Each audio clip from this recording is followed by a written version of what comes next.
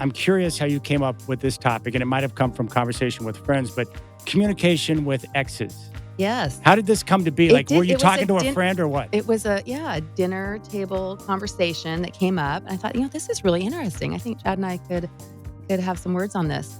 Yeah, so this particular situation was a friend who had a friendship with a person she had dated. Was never like a long-term relationship, but they were friends before and they were friends after. Yeah. And it was many years back, like 5 years ago or something. And the new girlfriend, which was a fairly significant girlfriend, I think was just moving in. And she had seen some text conversations and they were all friendly conversations, nothing inappropriate. But she was uncomfortable with that relationship that they Yeah. were having. And she was upset about it. And it was basically like, you need to be not having communication with this person. Yeah. So it just got the conversation going at the table about that. And, and it's understandable that she could be feeling that way. She didn't feel secure. And I think there's just different variables where sometimes that can happen. And I know on the opposite side, many friends who, and myself included, who have great friendships with exes and their current relationships are totally fine with that. Yeah.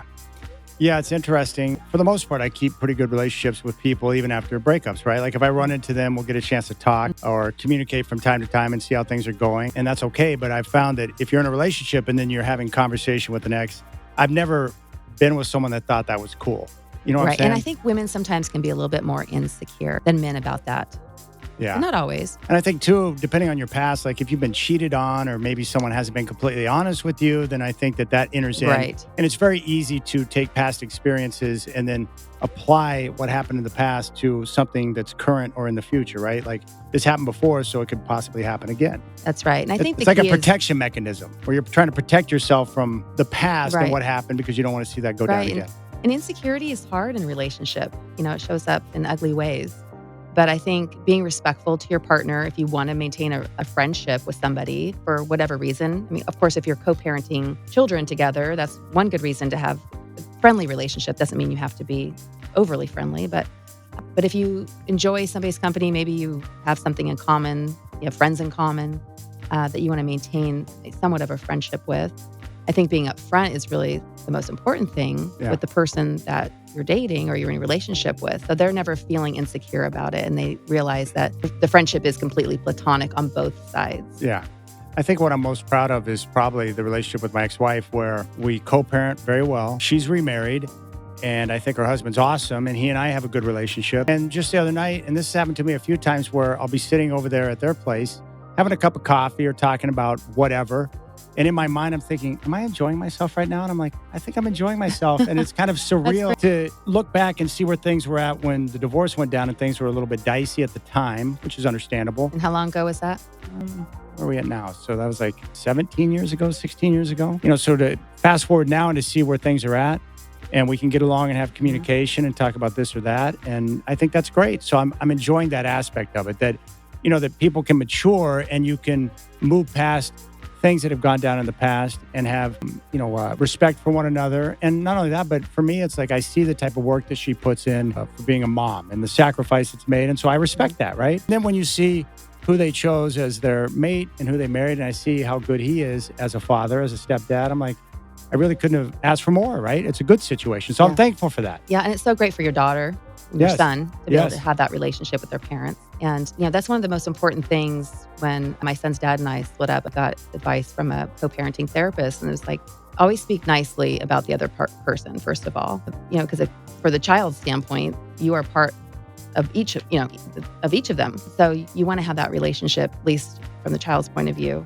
But being able to just have a friendly relationship. But I do have a friend who has more than that, where she has a friendship with her ex, where they actually do international travel together. They do holidays together. They include their current partners. And for her, it's a non-negotiable for both of them. If somebody came into their relationship, the kids now are just going off to college, so it's a little bit different. Yeah. But still, they're still doing international travel together, even with the kids at that age. And for them, the relationship at this point is just platonic then. They just have a good relationship. And right.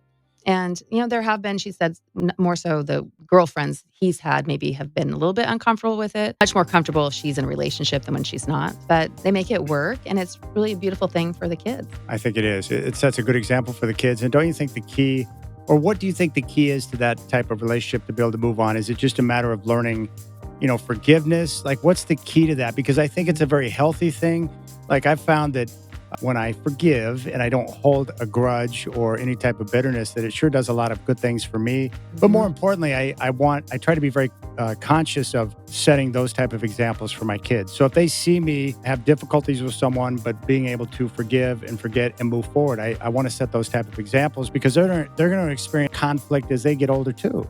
Right. We have to be able to forgive. Like you said, it's just a horrible weight you carry for yourself if you don't. And then just for the kids' sake, because, they sense that tension. Even when you're in the same house, of course, they sense that tension. And a lot of kids, once the parents go their separate ways, and like in your case with your ex and her new relationship, the kids can say, oh, okay, this was what mom's like with, the person, maybe it's a better fit for her. And then it just makes everybody happier. Yeah. Are you starting to get questions from your son? Is he inquisitive at all about what happened with you and dad or anything not so like much. that yet? I mean, he's 12 now, so it's been like 9 years. Yeah. But we're actually neighbors. So neighbors? Yeah. I bought the house down the street. I didn't know that. So I normally organize like a block party every year or twice a year. And he comes and, so it's really nice for my son to kind of go between the two homes. And we'll have, like, if he didn't have his family around, I would invite him over for a holiday if he didn't have his family in town. So it's nice to have that kind of relationship, for sure. Wow, that's convenient. Was it weird at first to be living so close by? No, and it's nice for my son to be able to run between the houses. That's great. great. We're not like right next door, but we are close. Like, I can hear him on the trampoline. Let's just say we're that close. That close. Yeah. That's great. That works out well for your son, because now he has easy access to mom or dad. Yeah. So if he wants to run down to see dad, he can run over and grab whatever. Yeah, that's right. Gosh, that's good. How long did it take you to get to that point? Were you guys always in that type of situation where you could communicate and things were pretty smooth from the get-go? Well, we were after never the married. breakup? Yeah. And so we didn't have a lot of couples go through a lot of financial hardship when they're divorcing and all that. So we didn't really have that between us. So it went pretty smoothly. Yeah. So that definitely helps. But yeah, I don't know that everyone needs to be a neighbor, but I think just being on those type of terms. I don't think I need to go on vacation together. Like, that would be, although we did fly to Europe actually on the same flight with my son, and then he took. Was that planned? Yeah. You guys took your son down there? Yeah, 2 weeks. And then I went off with friends and then met up in Italy and grabbed my son, and we spent 2 weeks. So we didn't actually vacation together, but we did fly internationally together as like a unit. How'd it go? Was it fine? Yeah, it was a great way, because then I got to spend a month in Europe. Yes. 2 weeks with my son and 2 weeks But the trip without. over there with him was fine. No issues. It wasn't odd or anything like that. No. That's great. Yeah. All good. So, but there are all kinds of situations where it's not good. And sometimes it's not just with an ex, a co-parent, but just with somebody you've dated.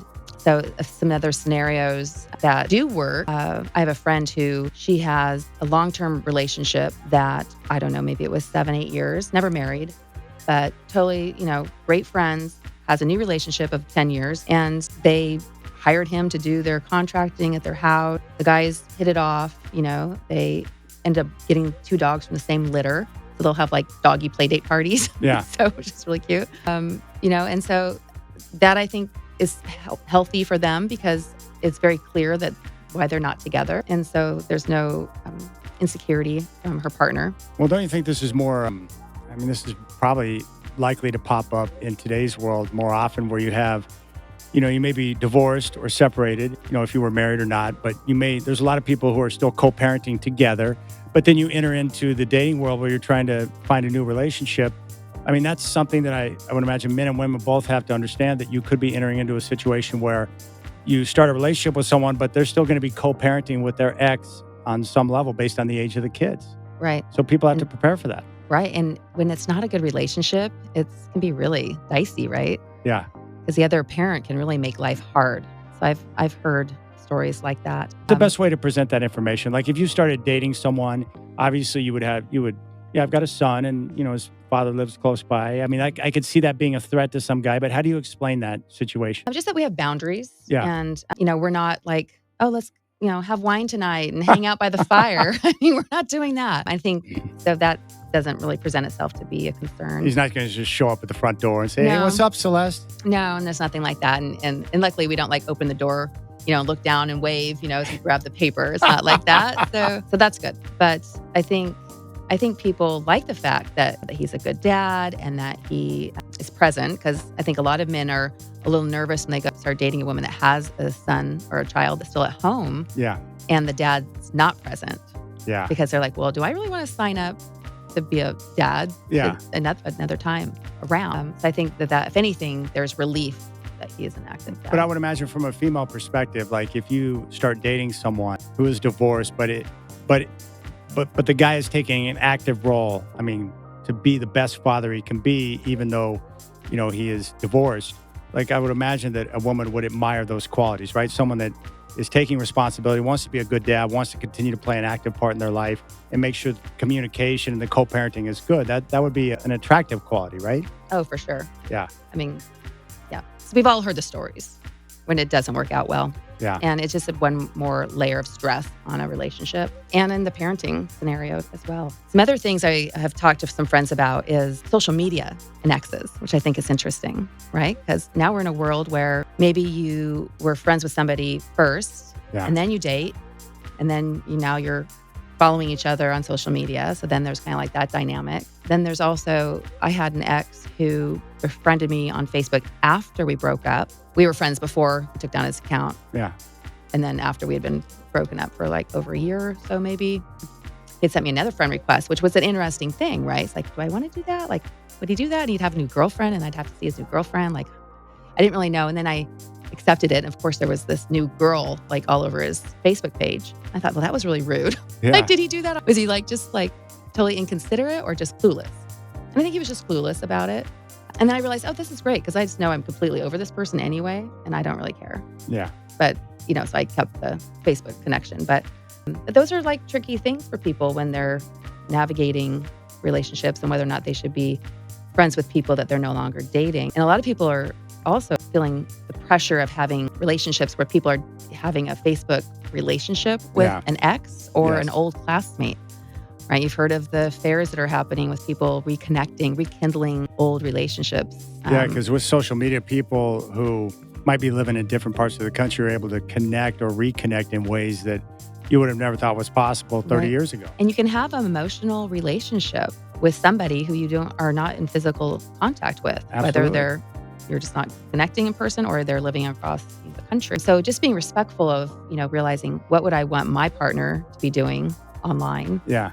With their friends or past relationships. Yeah. And I've got a buddy who is recently divorced, and he's co-parenting, and that's going extremely well. But the social media post of seeing his ex-wife with the new boyfriend, it's one of those things where like it's just a little bit too soon. Like, not that it bothers him a great deal, but he's just not ready to just see that all at once. I just think it's so insensitive anyway. If you're just out of a relationship, you do not need to be posting pictures with you and a new person already. It just feels really insensitive. It's kind of tacky. Just keep it, on the down low for the time being. And as time goes on, as people have a chance to heal, then you're in a much better spot. But I can understand why if you're somewhat fresh out of a marriage or a relationship, you don't want to see the ex with somebody else. It's just a little bit weird. I think most people would probably feel that way.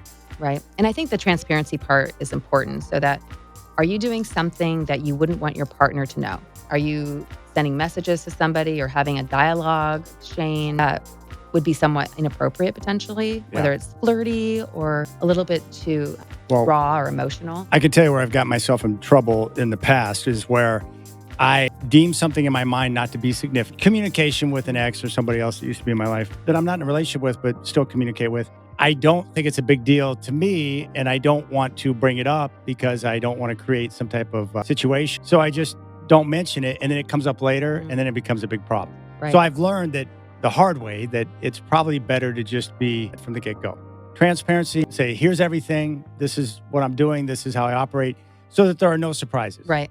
And I think there's that line of, is this person from my past somebody that I should have an ongoing, maybe not all the time relationship, but some type of connection with? And I think one way to say, is this appropriate, is would I be okay to have them sitting at my dinner table with my current partner? Yeah.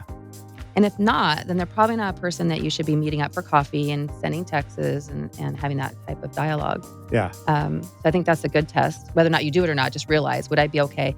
And it's not maybe you're okay with it, but is that other person okay? Like, what's their intentions? Are they reaching out to you because they want to be with you? Yes. Or just because they really want to talk to you about, the last Blazer game. In my experience, you usually know when someone's reaching out to you, you kind of get a sense after a while of why they're reaching out to you. Right. You kind of get the sense of like, okay, this person wants to get back together with me. This could create problems for my current situation. So you got to be aware of that kind of stuff. Yeah. And, some people do it different ways. Now, I'm all for being straight and communicating. Yeah. That's, my MO rather than blocking or ghosting.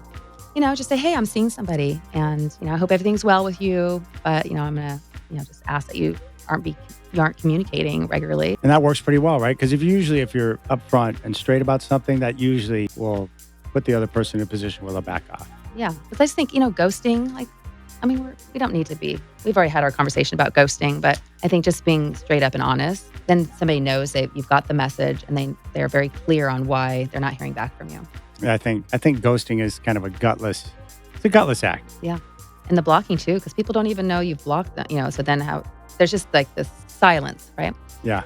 So that would be the dinner test, I think, is a good one. And just realize if that's not a relationship you have with that person, then it's probably a relationship you need to let them know that you're not comfortable having while you have this other relationship. One thing you want to discuss was how it's important at times where you have to let some people go. What do you mean by that? Well, as much as we might want to have friendships, like you said, you like to maintain friends, people you've dated, and that's great. You end on good terms, hopefully, and you like the person enough to date them. It'd be nice to have them as a friend. And sometimes those friendships can be legitimate friendships. I have several that are over 20 years of people I dated briefly, and they were just meant to be friends in my life. Yeah.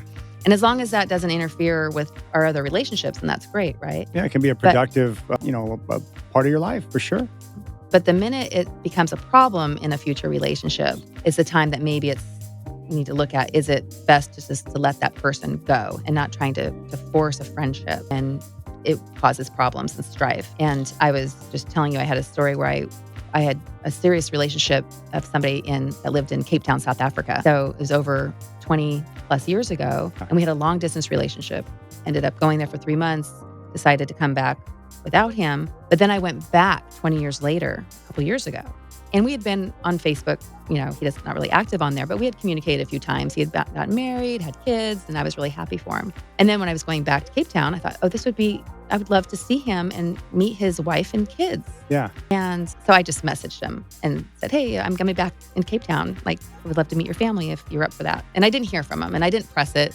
I assume he got the message. But so just being able to recognize that inserting yourself into somebody's life could be upsetting in the dynamics of that relationship. Yeah. And just being able to let it go. Yeah. You were respectful of the situation. You put the message out there. He didn't respond. No need to press. Right. Yeah.